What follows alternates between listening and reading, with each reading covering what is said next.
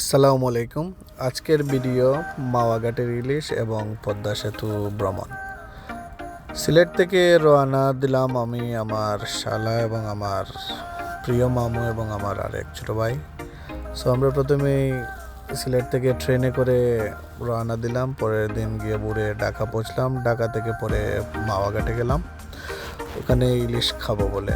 এবং যথারীতি আমরা অনেক মজা করলাম ট্রেনে এবং পুরোটা রাত আমরা আড্ডা দিতে দিতে শেষ করলাম। পরে আমরা কেবিন ভাড়া নিয়েছিলাম, সো আমাদের জন্য কমফোর্টেবল ছিল জার্নিটা।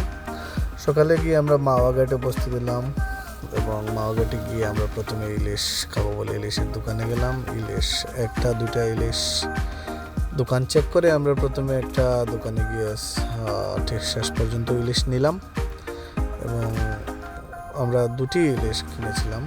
সো এখন দেখতেছেন প্রসেস কিভাবে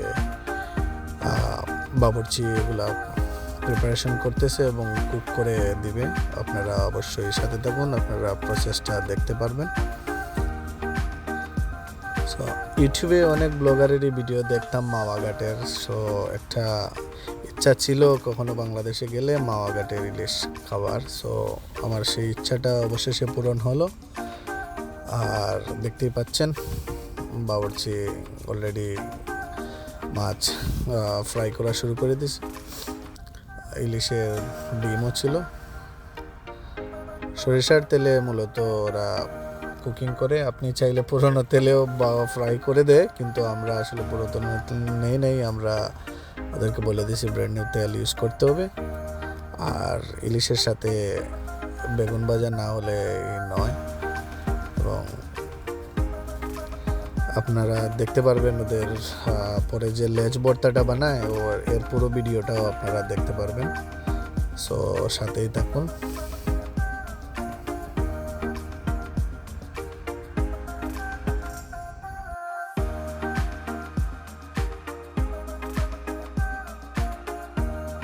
এই পুরোটা জায়গা জুড়ে অনেকগুলা দোকান আছে। সো আপনারা যখনই যাবেন প্রত্যেকটা দোকান, 2-4টা দোকান ট্রাই করবেন মাছ চেক করার, দেখে ভালো দেখে মাছটা নেবেন।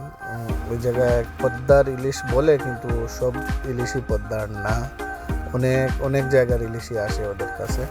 সো আপনি যখন দেখবেন বিভিন্ন সাইজের, বিভিন্ন লাইক ডিফারেন্ট সাইজের মাছ আছে এবং অনেকগুলা আর ডিফারেন্ট দেখতেও। সো সবগুলা যে পদ্মার ইলিশ, সো এটাতে কনফিউজ সবাই হয়ে যায়। সো চেষ্টা করবেন 2-3টা দোকান থেকে ভালো দেখে ইলিশ নেওয়ার।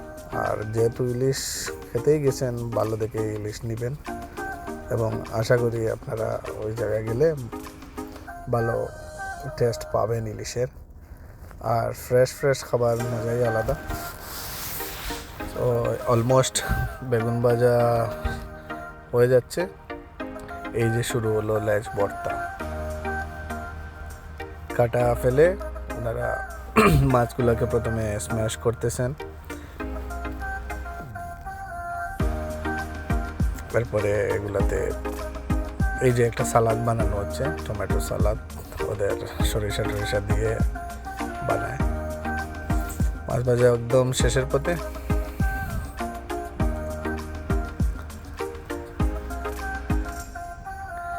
যে মাছ ভাজার তেলগুলাই ওরা লেজ ভর্তাতে ইউজ করে, সেই জন্য মাছের ভর্তাটা আরও ভালো লাগে ওরা। আমরা বলেছিলাম অনেক স্পাইসি দেওয়ার জন্য, সো ওরা এক্সট্রা অনেকগুলা শুকনো মরিচ ইউজ করছে। সালাদ,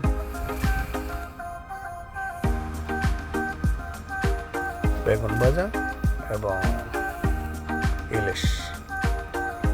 তো খাবার রেডি, আমরা সবাই চলে গেলাম টেবিলে। এই যে আমার মামু, উনি চাতক পাখির মতো অপেক্ষা করতেছেন কখন আসবে আর কখন উনি খাবেন। ওরা সাথে ডালও দেয়, অন্যান্য ভর্তাও দেয়। সো চেষ্টা করবেন যারাই যান তারা ইলিশেই মনোযোগ দেওয়ার। বাকিগুলা তো সব জায়গায় খান, সো ওইগুলোর জায়গায় ট্রাই না করলেও চলবে, আর চাইলে ট্রাই করতেও পারেন। খাবার চলে আসছে, পরিবেশনও শুরু হয়ে গেছে। আমার প্রিয় ভাই সার্ভ করতেছেন মোশাহিদ। ওনাকে আমরা অনেকেই হিরো আলম বলে ডাকি, উনি অনেক ফেমাস একজন মডেল।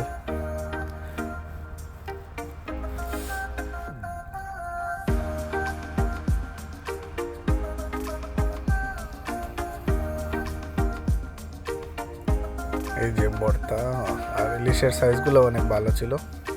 আর প্রথমে ভর্তা দিয়ে শুরু করছি, তো দেখিনি ভর্তার টেস্ট।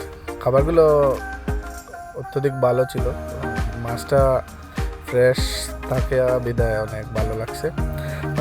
সবগুলা খাবার দাবার শেষে আমরা রেস্ট নিয়ে কিছুক্ষণ পরে পদ্মা সেতুতে আমরা যাবো বলে মনস্থির করি। আমরা ওই জায়গায় অনেক নৌকা পাওয়া যায় ভাড়া, তো ওই জায়গা থেকে নৌকা ভাড়া করে আপনি চাইলে পদ্মা সেতুর একদম নিচে গিয়ে বেরিয়ে আসতে পারেন।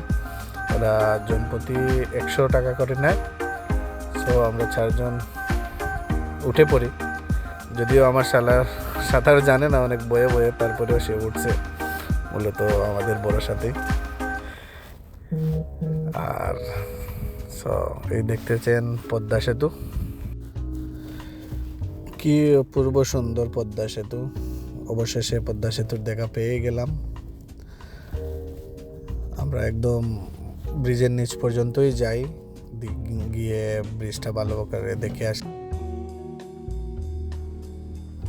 অবশেষে আমরা সারাদিন মাওয়াঘাটে কাটিয়ে আমরা সিলেটের পথে রওনা দিই। আমাদের ট্যুরটা অসম্ভব ভালো ছিল, একটা ভালো এক্সপিরিয়েন্স।